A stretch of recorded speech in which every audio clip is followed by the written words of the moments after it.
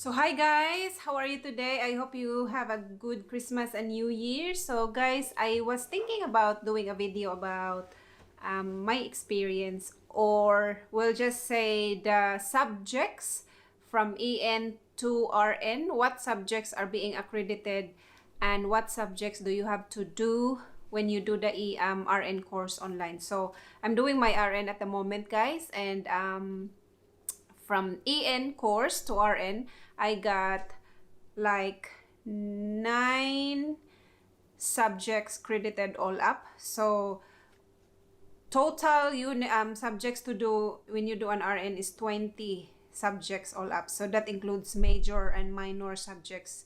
And then it's all up 20. So I look at my, it's all, it's like 9 subjects are credited, which I don't have to do anymore.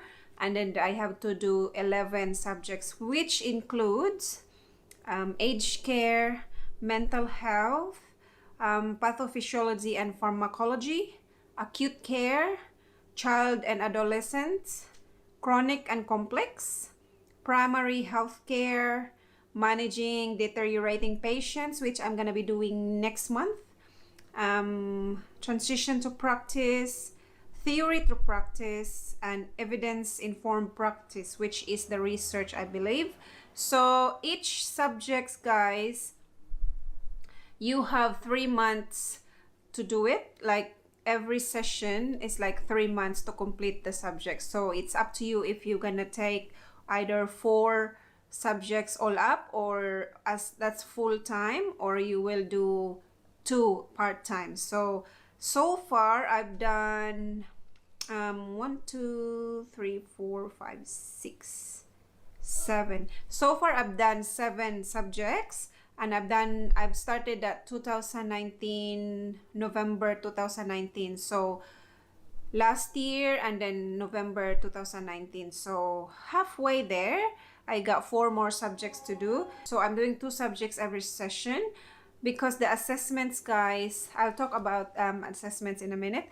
So let's talk about placement. So all up, you will have to do 18 weeks of placement, which is, I calculated it, it's 720 hours, because there's like 8 hours in one day, in one shift. So you have 1 weekdays, so from Monday to Friday only, there's no Saturday and Sunday. So each day there's 8 hours, so 720 hours, equivalent to 18 weeks. So which is not too bad, because it's not like continuous placement. Because if you finish, example, if you finished acute care, then maybe a month later you will get your placement, like 4 weeks for acute care. And then in mental health, you will have 2 weeks of placement, mental health. The good thing about is aged care, you don't have to do any more placement on aged care. Pediatrics, I think major subjects like acute care, pediatrics, deteriorating patients, that has 4 weeks placements all up, but the rest are only 2 weeks. So chronic nursing is only 2 weeks. So yeah, that's 720 hours of placement, which is not consecutive weeks. You have to every after subject you do, maybe 2 months after that, you will have placement. Depends on the availability of the facilities that the school will put you in. But for me, I've done so far 4 weeks of acute, 2 weeks mental health, and I'm doing next one is chronic. So I still got a lot to go. So yeah, that's 3 months to complete every subject. The good thing about doing in EN first and then transition to RN is that you can work already as an EN, and then at least you have a background already of nursing before you proceed to uni. So guys, assessment wise, so the RN assessments. So yeah guys, sorry, the battery just went boop.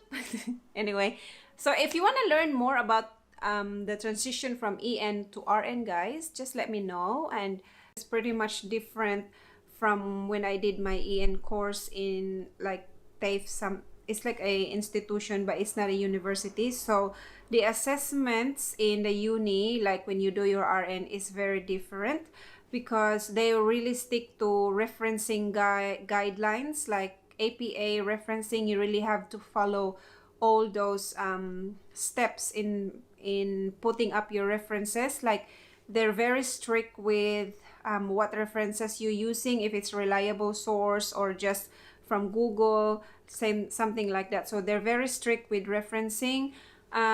Each subject has maybe about 3 assessments. So I would say if it's a major subject like acute, you might have 3 assessments. One is like I've done my acute one, there's one that is only 1,500 words assessments, which is a case study where you have to, for example, you have to put in a discussion a certain type of disease or condition, for example, type diabetes, which is related to the case scenario that they are given. So you will put a discussion, what's the pathophysiology of diabetes and how it relates to the case study, what are the signs and symptoms, what are the nursing interventions that you are going to give, so that also correlates with the case study. So you really have to interconnect with the case study that they've given to you. So that's where you base all your explanations from.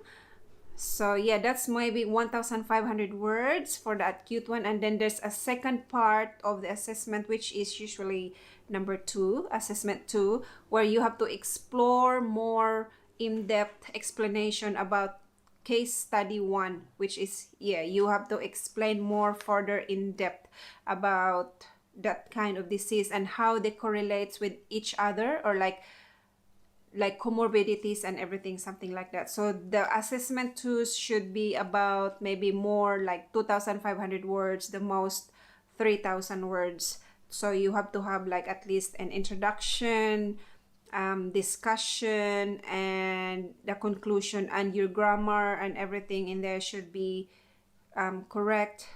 So yeah, it's very difficult. Yeah, I usually use a Grammarly app in doing my assessments. So they have also deadlines.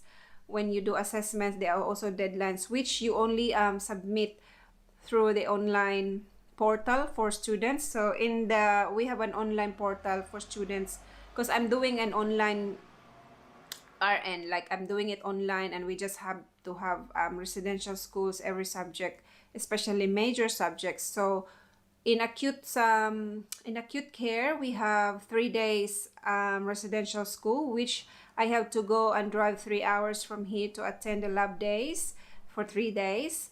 And then the chronic one, we had 3 days as well. The pediatrics, maybe only 2 days, and the other one, mental health, is only for 1 day. So yeah, there's always a residential school in every subject, like the major subjects. But the aged care, we didn't have any residential school in aged care. Pathophysiology and pharmacology, we didn't have residential school. But acute, chronic, pediatrics, what else? Mental health, we have residential schools for that, and there's more coming because I still have 4 subjects to do. So in residential school, what you usually do in a laboratory is like practice the skills that you learned, like for example, priming an IV line, medications, administration, catheterization, NGT insertion, and sort of skills. Like you just practice all the skills in there, and there's like also case scenarios that you have to play, role play with the other students. So that's how it works. So that is mostly like still from 9 o'clock to 5 o'clock of lab days. So if you don't do residential school, you will not get any placement. So it's a prerequisite to have a residential school before you get a placement. And placement wise, You can give your preferences of which area you want to do your placement, but mostly they have to choose where they're gonna put you. But you can only put your preferences in, or preferences in, but they will have to choose it for you. So luckily for me, I only had I've done 3 placements. I've done one in mental health, which is only here. I've done the acute one in Wangaratta, which is like maybe 2 hours drive from here. So thank you guys for watching. If you have any questions, leave a comment down below. Don't forget to subscribe. I'll see you again on my next one. Bye. Keep those questions coming so I can make more videos about it, only based on my experience. So thanks guys again. Bye. Take care.